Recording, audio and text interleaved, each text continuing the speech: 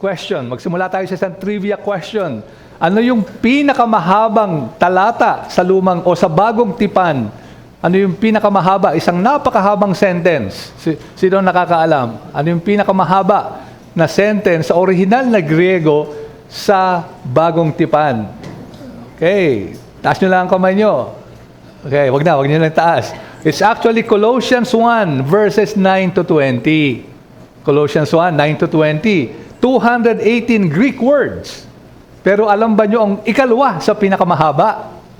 Yan ang ating pag-aaralan ngayon. Ephesians 1, 3 to 14 with 202 Greek words in one sentence. From verses 3 to 14. Itong mga talatang ito. Hindi naman natin pag-aaralan yung buong section na yan. Iisa-isahin natin. Napakahaba.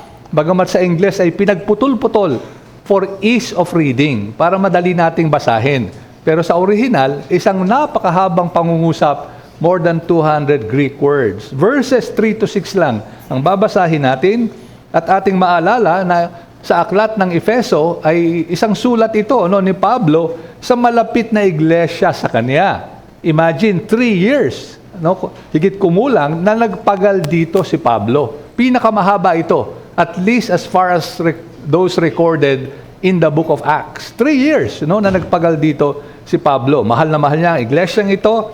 Sinulat niya ito sa bilangguan around 60 AD at pinahayag niya, kanyang ipinaabot sa mga sinulatan, yung mga pagpapala na tinanggap nila mula sa Diyos. Hinamon niya, magkaisa sila bilang Hentil Hudyo, magkaisa sa isang iglesia, at of course, gampanan ang mga tungkulin nila bilang mga mananampalataya. At last time, nakita natin verses 1 and 2, the surprising conversions of the Apostle Paul as well as the church in Ephesus.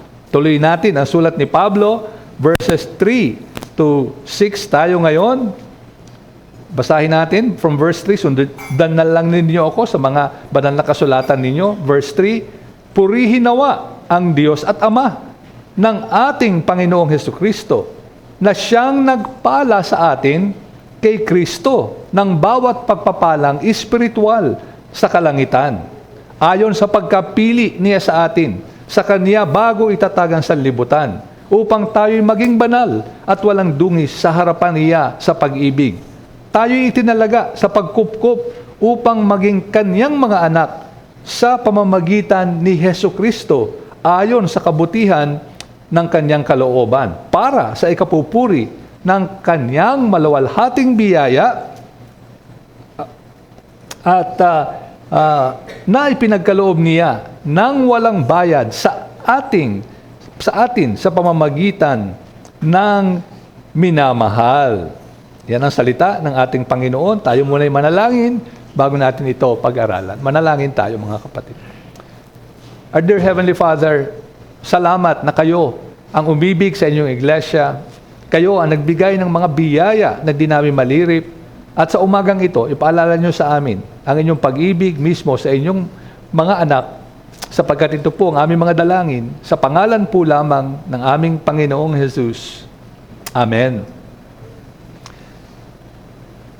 Tinagurian ito na the Second Baron's War. Ang giyera ng mga, sabihin nating mga royalty, mga baron, mga loyalty sa Inglaterra. Nangyari ito noong 1200s, at ang isa sa mga protagonist o yung mga kaaway, ang magkaaway ay si King Henry III kalaban yung mga nobles o yung mga, sabihin nating royal blood, mga prinsipe nung panahon noon sa Inglaterra. Magkalaban sila, civil war ito. Madugo ang paglalaban. In fact, nakulong si King Henry III, nahuli siya ng mga kaaway niyang mga rebelde, at halos bumagsak ang kanyang kaharian. Pero eventually, nanalo si King Edward III or King Henry III, at sa galit niya, gusto niyang maghigante. Gusto niyang kunin, kamkamin yung mga kalupaan ng mga prinsipe, at in fact, gusto niyang patayin yung mga lumalaban sa kanya. Pero, yung anak niya na si Prince Edward, yung anak niyang prinsipe, si Edward, ay alam na kung magpapatuloy ang galit ng bawat isa, malamang sumiklab na naman ang Civil War. At kumbaga, lahat sila ay mawasak dito sa Inglaterra. Kaya ang ginawa ni King Edward, for many years, ay siya ay nagsumamo sa tatay niyang hari. Nagsumamo siya na huwag nang gawin yung paghihiganting yun. Huwag nang lipulin ang kanyang mga kaaway. Kundi bagkus, hayaan ng tatay niya na bilhin muli nitong mga prinsipe na ito yung mga kalupaan nila para mapabalik sa kanila at magkaroon ng kapayapaan. At ito nga ang nangyari, naging mediator itong si Edward at dahil dito ay naapula yung civil war na tinatawag sa Inglaterra. At alam niyo, pag minsan iisip natin na parang yung Panginoong Jesus ay si Prince Edward sa kwentong ito at parang ang Diyos Ama ay si King Henry III na galit na galit. No? So parang ang Diyos Ama ay may galit sa atin, yung anak naman mabait, inaapis siya. Hindi ito tama, mga kapatid. At yan ang ating makikita sa ating pag-aaral. Ang Diyos Ama ay hindi galit sa atin, kundi mapagmahal, mapag-ibig sa atin. At sana ito ang ating makita. Itong pinakamahabang doxology na ito ni Pablo, no, itong 200 plus words na doxology dito sa sulat na ito, ay ito yung parang launching pad ng sulat niya sa mga taga-Efeso. Ano? Ito yung pinakasimulain ng kanyang sulat. At dito patong-patong ang mga pagpapala. No, one blessing after another na para bagang umuulan o bumabagyo ng pagpapala na halos sabi nga ng mga commentators, parang wala ng order. Kumbaga sa dami ng mga blessings na ito, ay parang pumapatak na ulan o kaya ay malakas na ulan na sunod-sunod ang pagbagsak. At ngayon, ang titingnan natin, kasi parang triune din ang division nitong doxology na ito. The Father, the Son, and lastly, the Spirit. Kaya napakaganda ng pagkakatha dito by the inspiration of the Spirit Himself. No? At titingnan natin isa-isa yan. Ang uunahin natin ay yung pag-ibig ng Ama. Remember, naalala nyo, sabi natin, the letter of the Ephesians, Paul to the Ephesians, parang love letter. No? Parang sulat ito. Nakita natin yan last time. At ang una muna natin titingnan ay ang pag-ibig ng Ama. At ang mensahe na gusto nating makita is that we should marvel at the Father's love and blessing to us. No, sana at the end of this message, mamangha tayo sa pag-ibig at biyaya ng Ama para sa atin. Saan natin makikita ang blessing na ito? We will see this. Ang ating first point, the blessing of predestination. Ang paghirang sa atin. At ikalawa, titingnan din natin, ano yung pakay o ano yung wakas?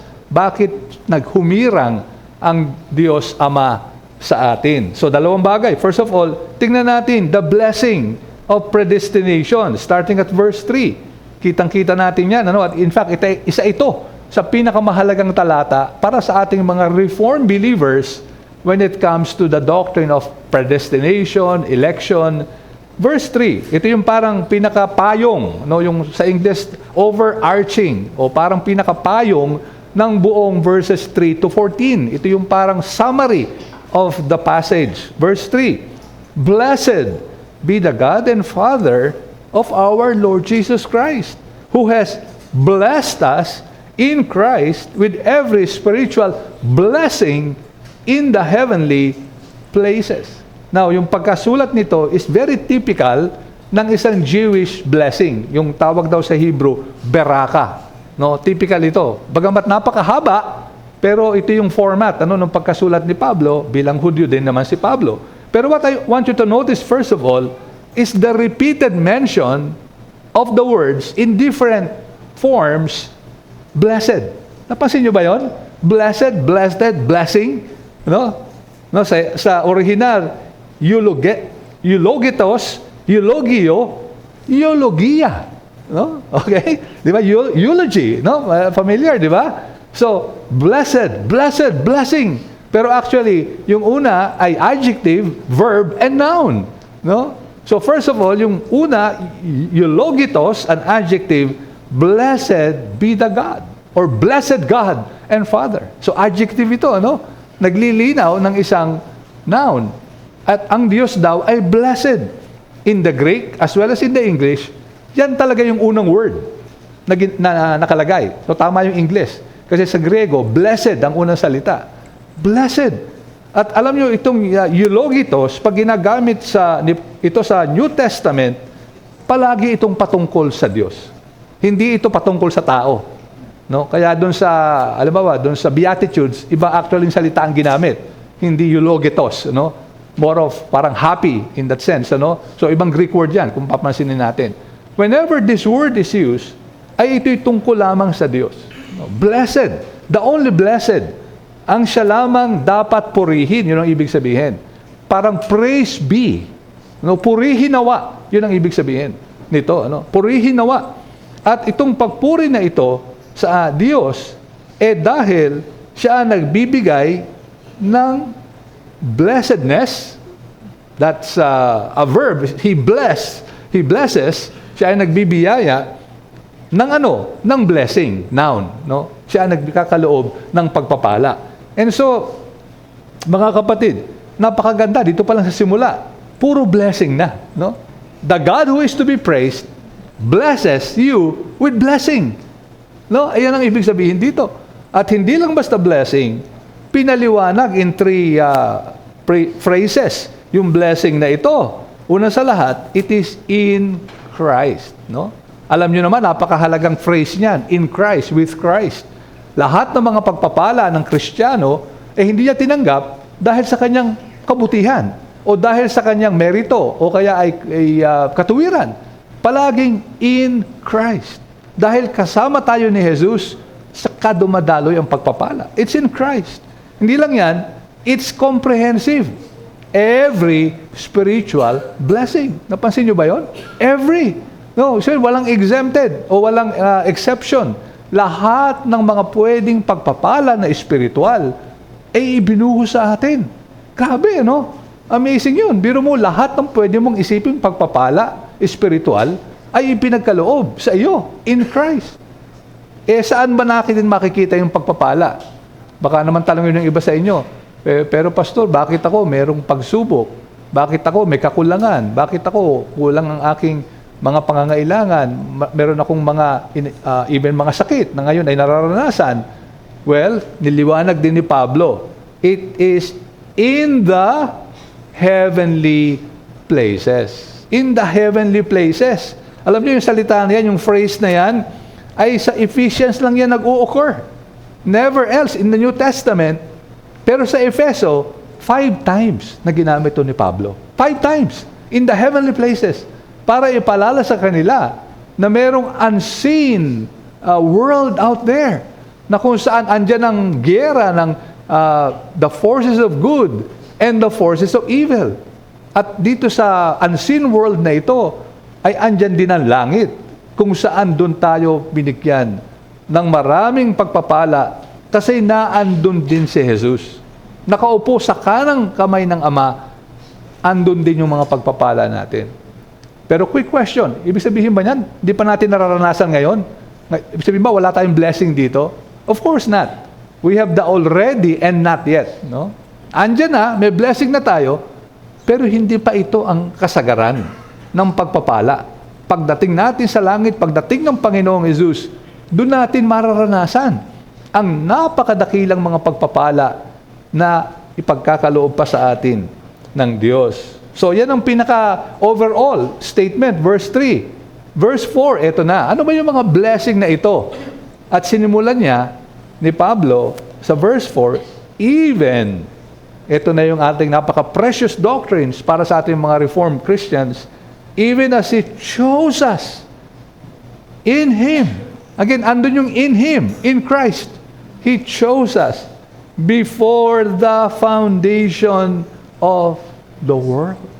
Before the foundation of the world. Bago pa lalangin ang sanlibutan, bago pa magkaroon ng oras or time, no, bago pa yung magkaroon ng yung time matter na creation, parang ibig sabihin, bago pa tayo mag-exist, may plano na ang Diyos. No, hindi ito parang kagaya ng iniisip ng iba ngayon, na yung iba sa kanila, mananampalataya, kagaya rin natin. And so we say this with gentleness. Pero iniisip nila na ang Diyos ay humirang dahil sa mga ginawa natin. No? Kumbaga, dahil nakita niya, may gagawin tayong ganito, hinirang niya tayo. Pero dito, nilinaw ni Pablo na ang paghirang na ito ay bago pa mag-exist ang kahit anumang bagay. Kasama na ito sa plano ng Diyos. Election, sabi ni John Calvin, is the foundation and first cause of all blessings. Election, ang paghirang ng Diyos, ang siyang pundasyon at siyang pinagmumulan ng lahat ng mga biyaya ng Diyos. So hinirang, sabi niya, sinong as na ito? Those in Christ, chose us in Him. Lahat ng nakikristo, tayo yun bilang mga mananampalataya. And what is the purpose of that election? Of the choosing? Ang sabi ni Pablo, verse 4 pa rin, B, second part, that we should be holy and blameless before Him. That we should be holy. Kasama na sa pagkapili ng Diyos, pagkahirang ng Diyos, ay magiging banal ang kanyang bayan. Blameless, without blemish. Ang salitang ginamit ay parang inaalala sa Old Testament na kung saan, gaya ng alam natin, kumukuha ng mga hayop at ang mga hayop na ito ay dapat ay without blemish.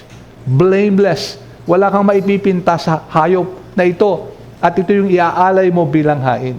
Kaya sa Hebrews 9, sinabi rin, Christ offered Himself without blemish to God.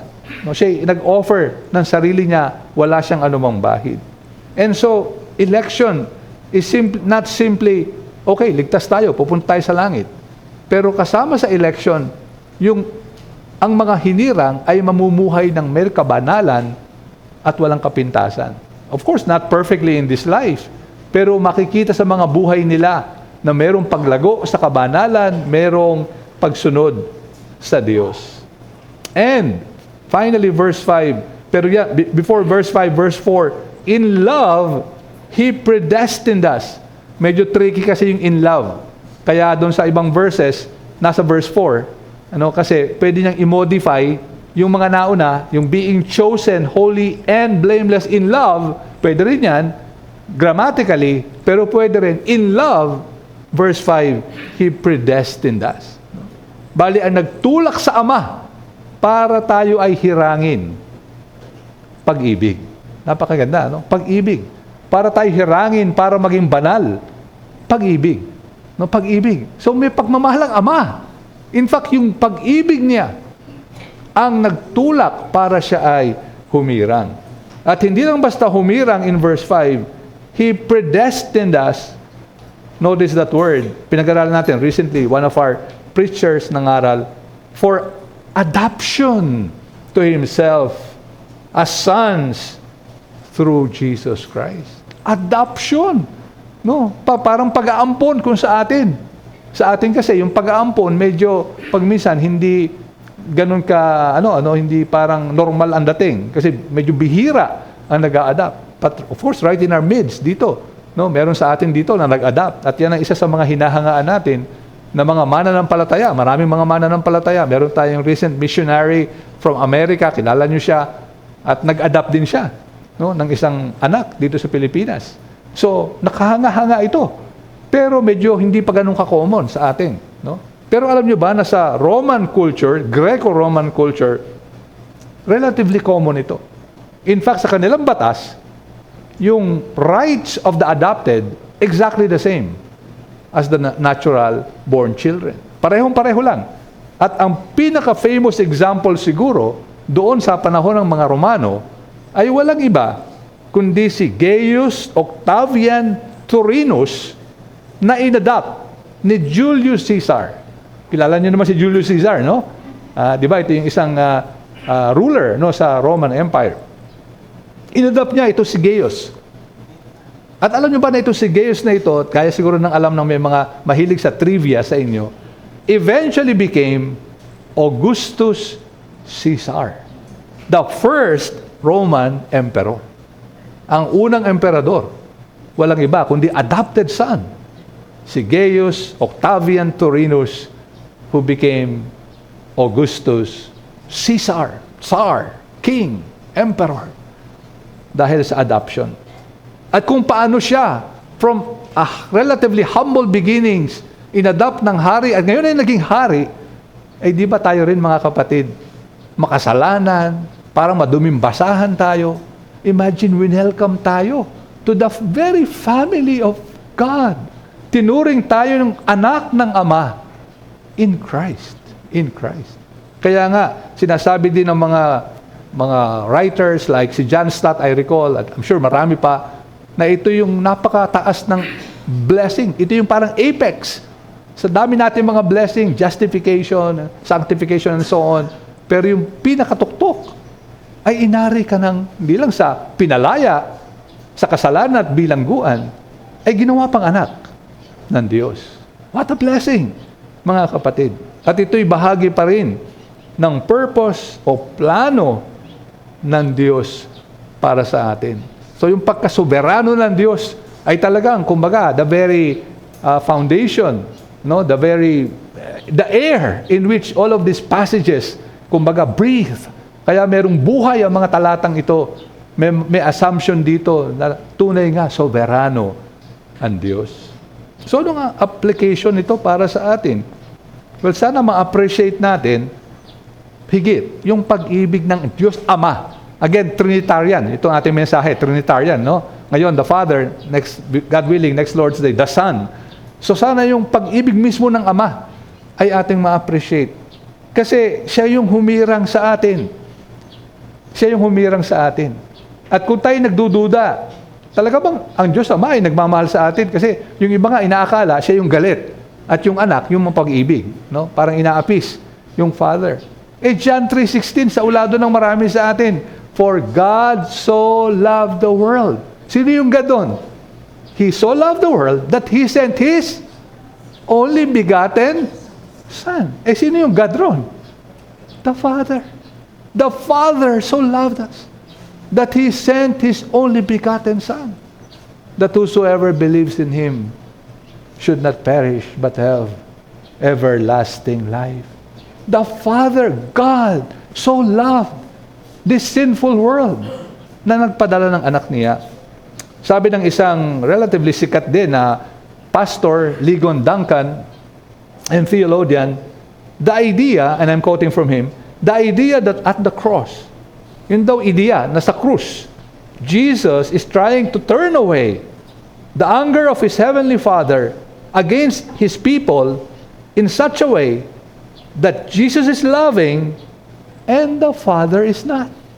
Yun daw ideya, na parang yung Ama yung galit na galit, si Jesus nasa krus, para tanggalin yung galit ng Ama, is not, ang sabi niya, actually a very serious misunderstanding of what is happening in the atoning work of Jesus Christ. Malaki daw na kamalian. Naisipin na yung Ama yung galit na galit at yung anak ang mapagmahal na inaapula yung galit ng Ama. Sabi niya, the Bible makes it clear that the atoning work of Christ at the cross is not trying to get the Father to love His people. Yung ginawa daw ng Panginoon sa krus, hindi parang pinipilit niya yung Ama na mahalin yung bayan niya. Hindi lang yan, sabi ni Ligon Duncan, that the atoning work of Christ is not, or on the cross, is not trying to get the Father to be sympathetic or involved in the salvation of His people.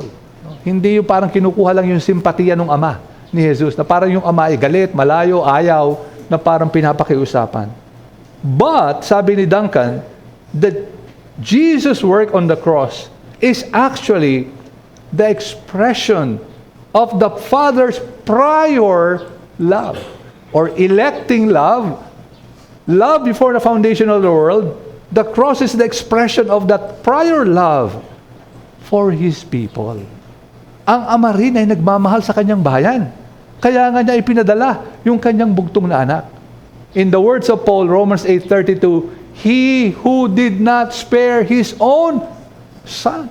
Sino yung He? The Son sa dulo. Siyempre, the Father. He did not spare His own Son, but gave Him up for us all. How will He, the Father, not give us all things in Him, in Christ? So sana nakita natin dito. Sana, of course, there's some mystery that remains in terms of the the anger of God, the triune God, not just the Father, against sin. And yet, He loved so much that He gave His only begotten Son. Sana mas humanga tayo sa pag-ibig na ito. Sana wag nating tanggalin natin yung anumang pag-iisip na yung ama yung magagalitin, yung anak ang mapag-ibig. Hindi, pare-pareho sila. Pareho silang galit sa kasalanan, pero pareho rin silang umibig sa mga makasalanan tulad natin. At kaya nga nakarating dito si Jesus, God sent His own Son. Tawag natin dito, that great covenant of redemption. Na parang, kumbaga, nag-meeting yung triune God. Again, we say that with a lot of caution, pero parang nag-agree ang tatlong persona ng Diyos na ito ang gagawin nila sa kaligtasan ng mga makasalanan tulad natin. So, appreciation by way of application, and also by way of application, commitment. Kailangan ng commitment to live holy and blameless lives. Kung tunay kang naniniwala na hinirang ka, yan din ang ating Bible class, cultural Christianity kanina. Kung tunay kang hinirang, tunay kang mananampalataya, dapat makita yan sa iyong pamumuhay. Buhay na may kabanalan, buhay na nagsisikap, maglingkod, sumunod sa Diyos. And sadly, gaya rin nung nabanggit na kanina sa Bible class ni Brother Joe, many professing Christians live different lives during Sunday and from Monday to Saturday. So merong tawag minsan dyan, dichotomy, or merong parang magkahiwalay na pamumuhay. Kumbaga, pag sinuot niya yung damit niya pag linggo, ganda-ganda, this is my Sunday dress, pero yung Sunday behavior, iba rin. Kinabukasan, pag nagpalit na ng damit, ay gano'n na rin, nagbago na rin ang behavior. Sana hindi gano'n. Alam nyo, minsan, meron kaming hinost ako, isang mananampalata, couple sila. I was just visiting doon sa lugar na yon, at hinost niya kami, ako pala hinost niya, and nagpunta kami sa church. Siyempre ako medyo formal, church yon. Pero nagulat ako, nakamaong lang, naka-t-shirt, okay lang to, di pala suot nila pag Sunday. So akala ko talagang mahilig lang siyang gano'n, palagi nakamaong. Pero the following day, Monday, nagulat ako, kumpletong Amerikana, naka-necktie, formal na formal, kasi papasok sa office. So yung pala ang suot niya sa office. But of course, sana ang ugali natin ay hindi rin gano'n. Iba pag Linggo, iba pag Lunes. Sana, may tinatawag, pag sinearch nyo sa internet, merong mga Sunday, so-called Sunday Christians. Sunday Christians. Kristiyano sila pag Linggo. Pero pag Lunes hanggang Sabado, kung ano yung mundo, ganun din sila. At ang iniisip nila, hindi mo pwedeng i-apply dito yan. Kasi dito, dog eat dog. Ang mundo na ito, kailangan kang maging rin. Kumbaga, malupit din. Hindi mo pwedeng gamitin ng awa pagdating na sa trabaho o pag-ibig. Sana hindi ganon. Sana magkaroon tayo ng consistency sa ating buhay from Sunday, all the way to the next Sunday.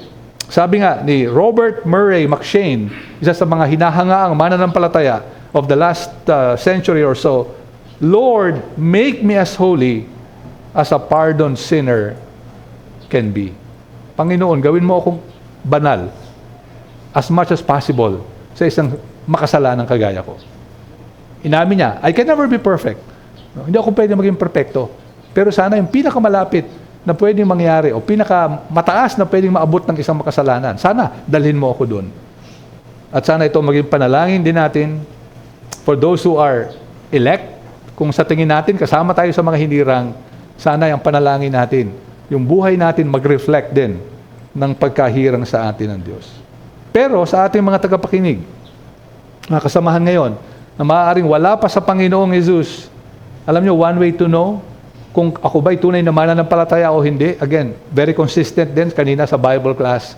Tingnan natin yung buhay natin. Kung tayo isang cultural Christian lang, kung tayo isang unsaved so-called church attender, makikita yan sa ating buhay. Makikita sa ating bunga. Makikita sa ating pang-araw-araw na buhay. Sana ngayon, kung tayo ay kung makita natin, mamulat ang mata natin, di pa tayo na kay Jesus. Sana ngayon lumapit tayo sa Kanya, magsumamo tayo, nailigtas tayo, manampalataya tayo sa ating Panginoong Jesus lamang bilang ating Panginoon at tagapagligtas. But then, secondly, and ito'y mas maikli na lang than the first point, Ano ba yung goal ng ating predestination? Bakit tayo hinirang? Verse 6, ating last verse. Bakit tayo hinirang?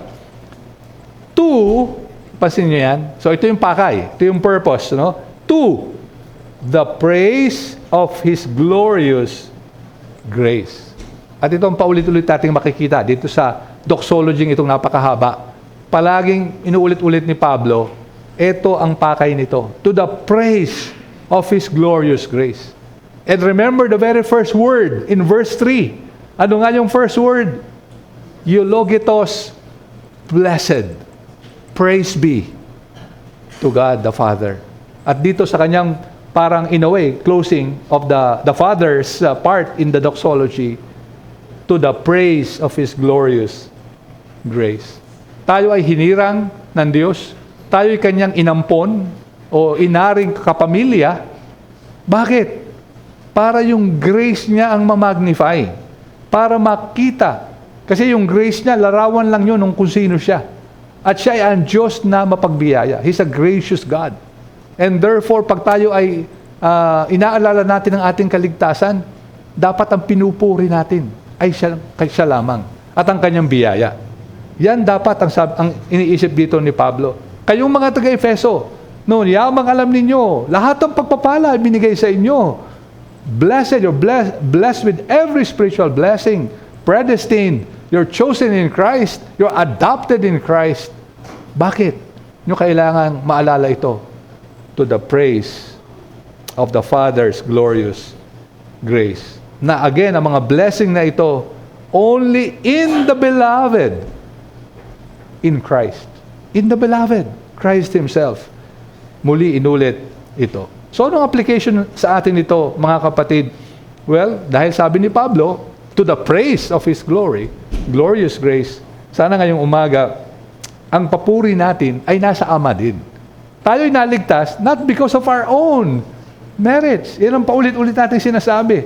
Kaya nga, it's a great contradiction, no?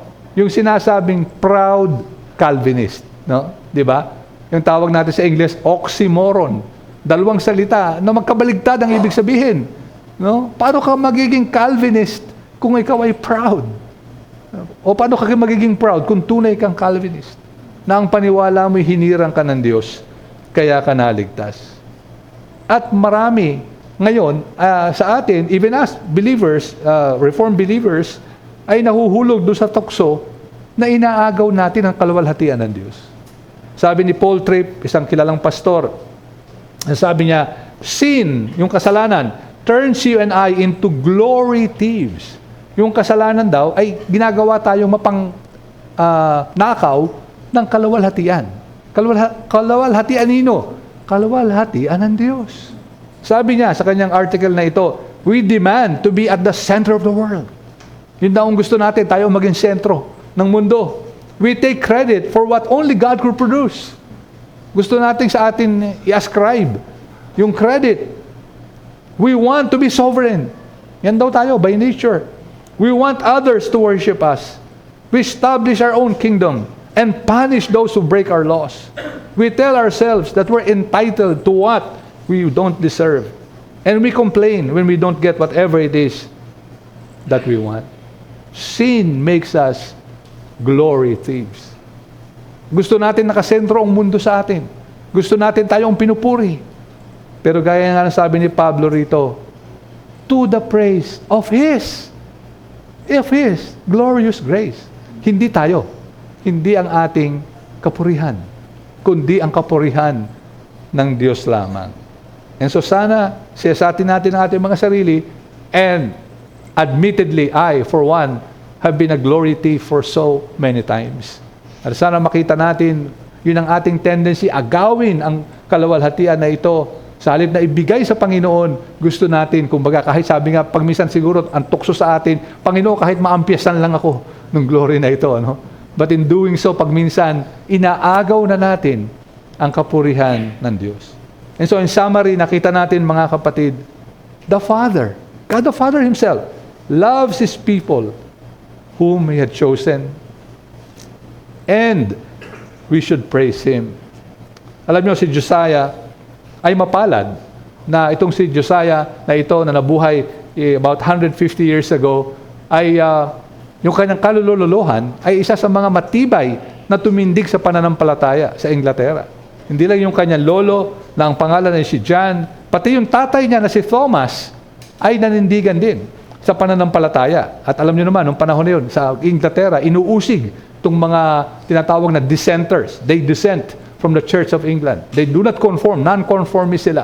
Di sila nagko-conform doon sa maling mga pamamalakad ng iglesia sa kanilang bansa.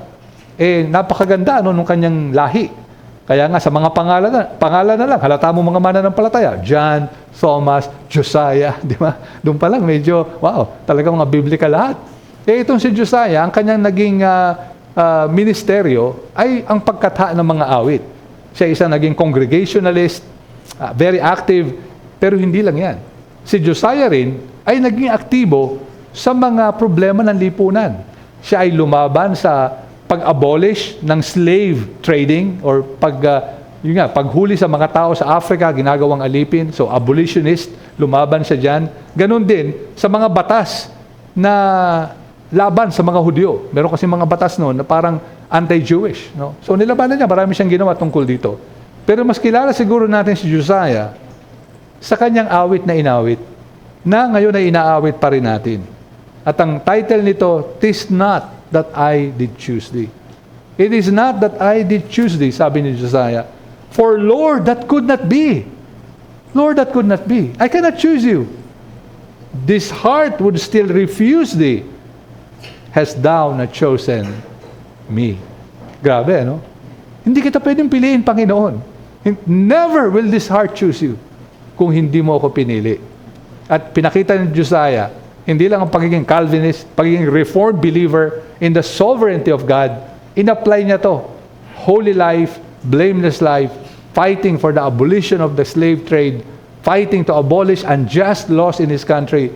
Pinakita niya na ang isang tunay na mananampalataya, bagamat siya'y pinili ng Diyos, dahil pinili siya ng Diyos, nagsisikap siya na mabuhay ng may kabanalan, mamuhay upang gumanda ang kanyang lipunan, mag-contribute sa kanyang kapwa-tao, ipakita ang pag-ibig na nanggagaling lamang sa Diyos at sa ating Panginoong Hesus. Tayo manalangin, mga kapatid. Dear Heavenly Father, patawarin niyo kami kung may tendency kami na isipin po na kayo'y magagalitin Diyos at ang mapag-ibig ay ang aming Panginoong Hesus. Indeed, nakita namin ngayon, you both, Father, Son, and Holy Ghost, Holy Spirit, loved us. At kayo pong umibig at pumili at humirang sa amin even before the foundation of the world. At tulungan nga niyo kami in response na purihin kayo tuwin na mamuhay ng may kabanalan ayon sa inyong biyaya. At kayo po magpala ng mga salitang ito sa aming mga buhay sa pangalan po lamang ng aming Panginoong Hesus. Amen.